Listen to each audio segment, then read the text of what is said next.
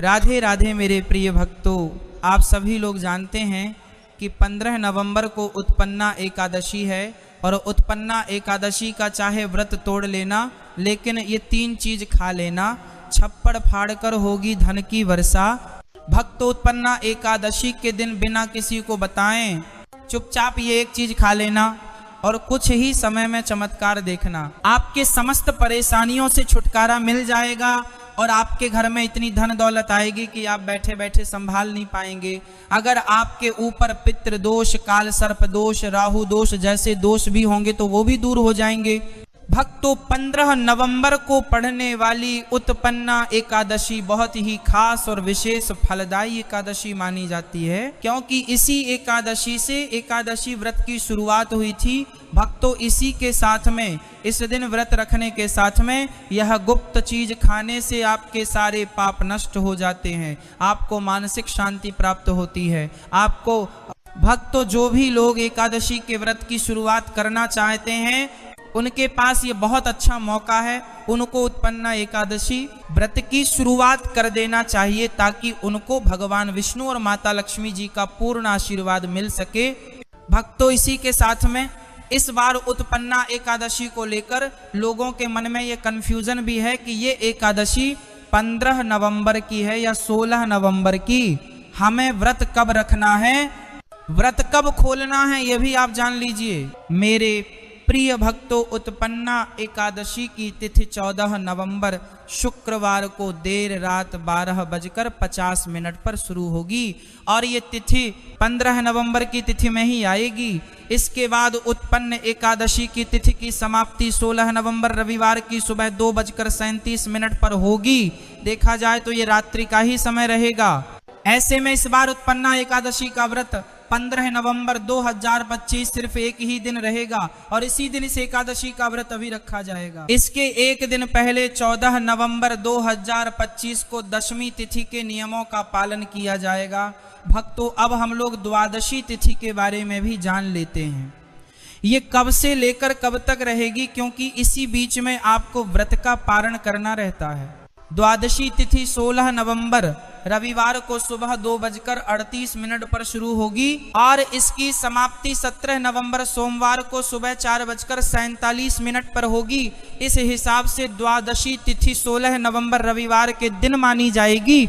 द्वादशी तिथि की शुरुआत होते ही हरिवासर का समय भी शुरू हो जाता है और इस समय व्रत नहीं खोला जाता है। भक्तों, द्वादशी तिथि यानी कि 16 नवंबर 2025 रविवार के दिन हरिवासर का समय सुबह 7:10 पर समाप्त होगा और इसके बाद ही व्रत खोला जाएगा। इसी के साथ में इस बार उत्पन्ना एकादशी का व्रत खोलने को लेकर भी लोगों के मन में असमंजस की स्थिति है कि हमें इस व्रत का पारण कब करना चाहिए।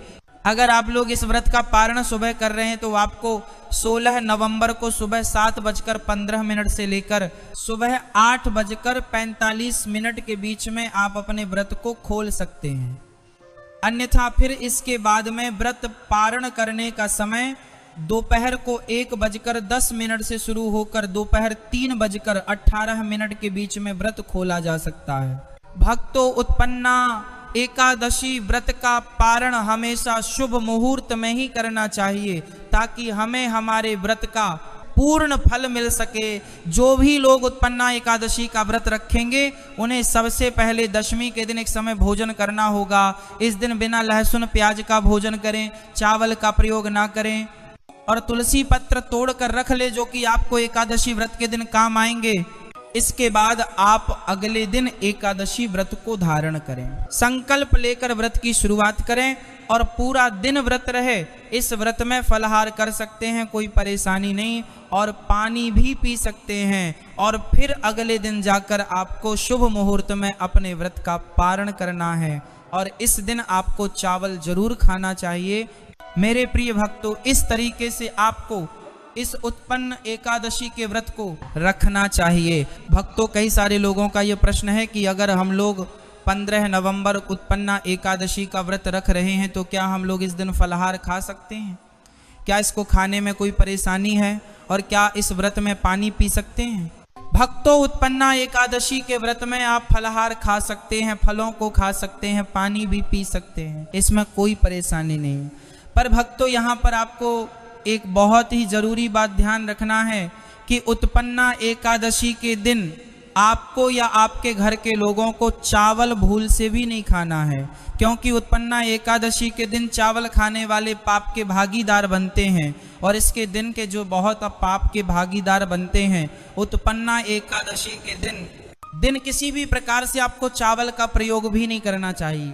भक्तों, इसी के साथ में एकादशी के दिन बाल और नाखूनों को कटवाने से बचना चाहिए, अन्यथा इससे आपका तेज नष्ट होता है। एकादशी व्रत रखने वाले को हमेशा जमीन पर ही सोना चाहिए और इस व्रत को रखने वाले को अपनी वाणी पर संयम रखना चाहिए। किसी को अपशब्द नहीं बोलना चाहिए, झूठ नहीं बोलना चाहिए, और हो सके तो उत्पन्ना एकादशी व्रत रखने वाले को सुबह झाड़ू नहीं लगना चाहिए, क्योंकि कई सारी माताएं बहनें जब सुबह झाड़ू लगाती हैं तो झाड़ू के नीचे कई सारे छोटे छोटे जीव जंतु आने से वह मर जाते हैं और फिर इसका पाप आपको ही लगता है और आपके व्रत का पूर्ण फल भी आपको नहीं मिल पाता है। इसलिए एकादशी व्रत वाले दिन आप अपने घर के किसी और सदस्य से अपने घर की झाड़ू या साफ सफाई करवा लें। भक्तों, इसी के साथ में उत्पन्ना एकादशी के दिन ओम नमो भगवते वासुदेवाय नमः मंत्र के जाप का आपको कई गुना फल मिलता है और इस मंत्र के जप को करने से आपकी कई सारी परेशानियां दूर हो जाती हैं, आपकी मनोकामना भी पूरी हो जाती है। भक्तों, इसी के साथ में एकादशी व्रत वाले दिन सुबह देर तक नहीं सोना चाहिए। सुबह ब्रह्म मुहूर्त में उठकर स्नान करके अपने व्रत का संकल्प लेना चाहिए। अगर कोई व्रत नहीं रख रहा है तो वह नॉर्मल अपनी पूजन पाठ भी कर सकता है। भक्तों, इसी के साथ में उत्पन्ना एकादशी के दिन किसी भी पेड़ या पौधे की पत्तियों को तोड़ने से बचें और अपने हाथों से कोई भी फूल भी ना तोड़े। खासकर इस दिन तुलसी जी के पत्ती को भूलकर भी ना तोड़े, अन्यथा आप यहाँ पर भी पाप के भागीदार बन जाएंगे।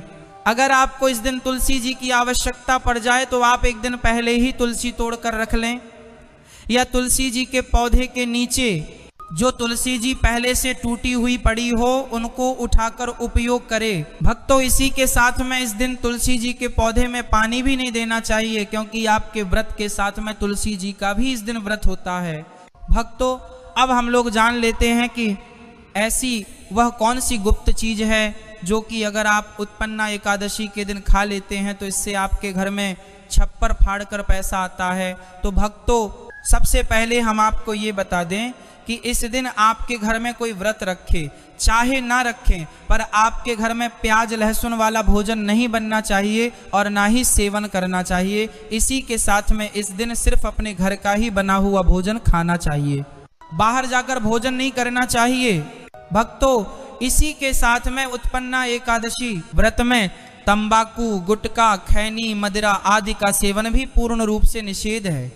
अगर आप इन चीज़ों का प्रयोग करते हैं और व्रत रखते हैं तो आपका व्रत पूरी तरह से खंडित हो जाता है और कोई प्रभाव आपके ऊपर इस व्रत का नहीं होता है।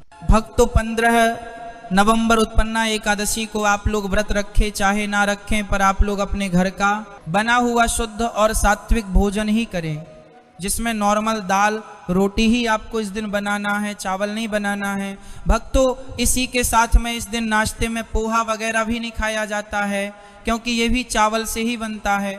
इसी के साथ में सेब, फल, केला और जो भी फल आपको मिले वह भी आप खा सकते हैं। भक्तों, इस दिन जो भी लोग उत्पन्ना एकादशी का व्रत रखें, अगर वह लोग कुछ भी खा रहे हैं तो वह सबसे पहले भगवान विष्णु और माता लक्ष्मी जी को भोग लगाकर अगर उस चीज का सेवन कर रहे हैं तो वह चीज आपके लिए अमृत समान होगी और आपकी जीवन को बदलने वाली होगी। भक्तों, इस दिन सीताफल का भोग भगवान को लगाकर खाना भी बहुत ही शुभ माना जाता है। भक्तों, इसी के साथ में उत्पन्ना एकादशी के दिन आपको अपने घर की तुलसी जी के पौधे में दीपक जरूर जलाना चाहिए और तुलसी माता से भी प्रार्थना करना चाहिए कि वह आपके घर में सदैव सुख समृद्धि देती रहे, कभी भी आपके घर में शांति ना हो और सब कुछ अच्छे से चलता रहे। भक्तों, इसी के साथ में जो भी लोग उत्पन्ना एकादशी का व्रत करते हैं उन्हें भगवान विष्णु और माता लक्ष्मी जी का आशीर्वाद प्राप्त होता है, उनके पाप नष्ट होते हैं, साथ ही में उनकी मनोकामनाएं भी पूरी होती हैं और व्रत को खोलने के बाद ही आपको आपके व्रत का पूरा फल मिलता है। तो हमने जो आपको व्रत खोलने का समय बताया है, आप इस समय अपने व्रत को खोले और व्रत का पूर्ण फल ले। अगर अभी भी आपके मन में इस उत्पन्ना एकादशी को लेकर कोई भी प्रश्न है तो वह आप हमसे कमेंट करके पूछ सकते हैं और आप हमारी यह वीडियो कहां से देख रहे हैं कमेंट में जरूर बताएं। राधे राधे मेरे प्रिय भक्तों।